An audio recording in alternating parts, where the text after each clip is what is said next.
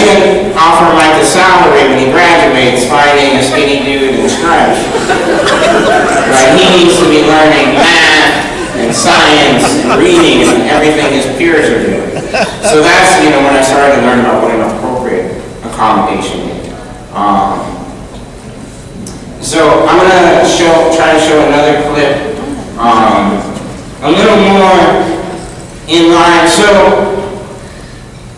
we all know what happens. When we treat people like the people who were treated, a revolution happens. So,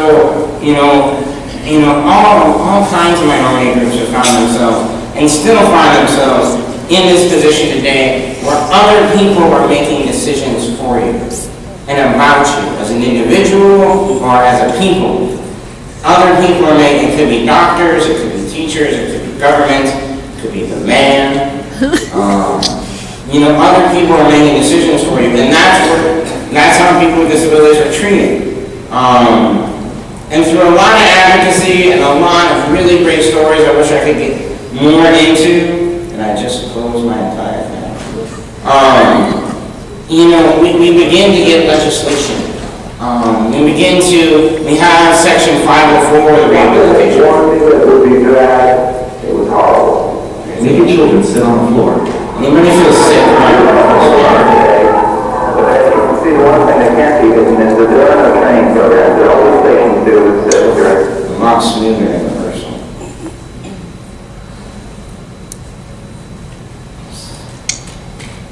I'll share one story with you. Who here, and I want to applaud the people from Portland.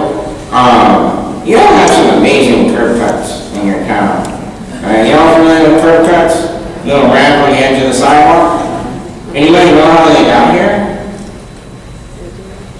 I thought since the invention of concrete, curb cuts have always existed. But, again, knowing my history, and this is not, if you're going to ask me what the ADA was, the Americans with Disabilities Act, when I was a senior in high school, piece of legislation that had governed every day of my life since 1990, if you'd have asked me in high school what it was, I would have said the American Dental Association. That's right. But, because I didn't know the people responsible for getting me into public school. I didn't know the people that were in those institutions that fought to get out and fought to give me an education. And one of those people, again, it's a fantastic Google search. If you don't know him, Google Ed Roberts and just spend an entire day finding videos and stories. Because Ed Roberts and the people around him are responsible for curb cuts. So they call themselves the Rolling Claws. They were a student group in Berkeley in the 1960s. And they made, after they graduated and made the campus accessible, they all said, we need the community to be accessible. And they weren't thinking of a movement. They were just thinking, I have a date next week and there's curbs in my way. And this is their motivation. And so they made a deal with the city of Berkeley. They said, all right, every time a curb breaks, a sidewalk breaks, you replace it with a curb cut. Well, sidewalks are made of concrete, so had Ed just sat there, it would still be waiting.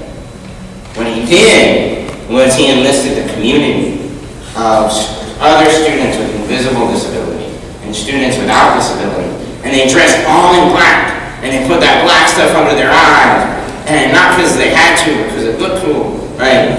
And they grabbed pitchforks and knives, and hammers, and whatever they could use to break concrete. And they went out at night, and they called them night owls.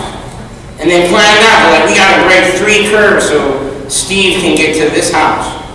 And they go out and they break those curbs, and in the morning, the city of Berkeley would wake up and say, what happened? We have to replace these with curb cuts. That little dip in the sidewalk so a wheelchair can get up in. And that's the kind of militant attitude and the great stories that, you can learn about as counselors, and you can be the ones to pass those on to your clients and say, this is where you come from and this is your culture as a person with a disability. And when I say your culture, I mean our culture. It's That's the other thing I want you guys to understand in this room. It's not us and them, it's not VR and people with disabilities, it's our community. Our community includes a heck of a lot more people than just people with diagnosed disability. I'm not saying everyone has a disability, because I think that's overused. Like, we all have some kind of disability. No, the fact that you can't sing karaoke, like, not a disability. And you've never been denied health care because you're tone deaf, right? But saying that, we are all a part of that community, because it's together that we move forward. And as a new conversation, VR counselors, family members, we're a huge part of that movement going forward, hand in hand.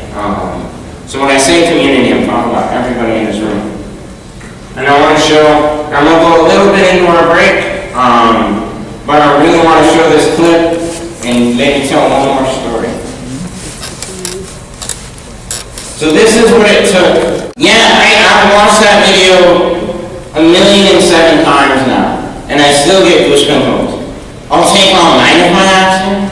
Like, yeah, that's good stuff. And that's the history, you know, that's how far we've come. I mean, you still have a long way to go. I promise I'll tell you a little bit more about my story.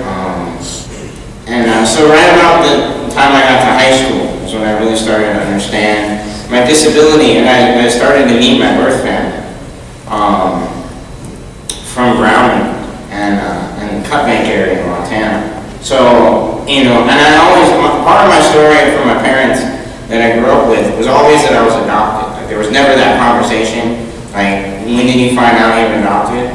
It was always just a part of the story, which made, my sisters were all adopted too, so it made teasing really hard.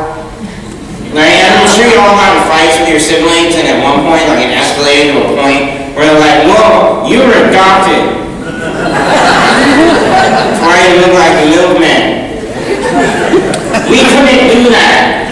Like, I remember one of my sisters was like, you're adopted. I was like, duh.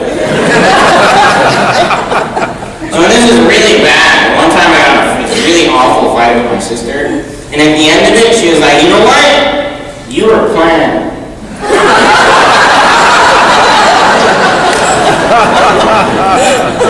You got me. That's a good one.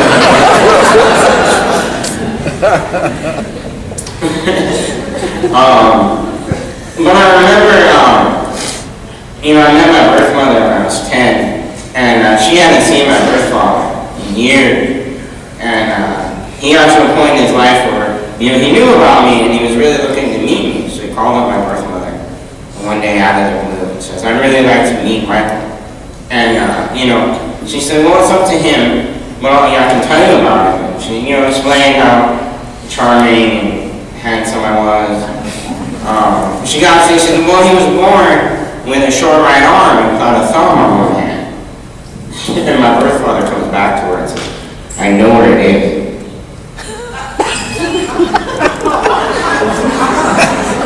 She said, okay.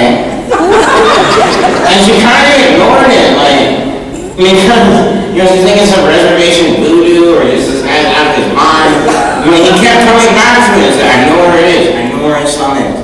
And she finally says, Mark, where's his son? Tell me, they're on the phone. And she says, so he starts to tell me, or tell my birth mother, I have a brother who actually grew up in Joseph, Oregon, who's 8 years younger than I am, born with 2 thumbs on his right hand. So this is, if you look at my hand, like, it looks like a thumb, but it's actually my index finger, because doctors knew I really enjoy coffee.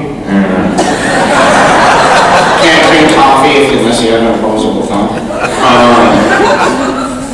I just remember I found out about this, and I should have been really happy, because I grew up with sisters that, you know, I had a brother, but I was just pissed. Like, you jerk. He was 8 years old when I met him, and first thing I made him do was tie my shoes.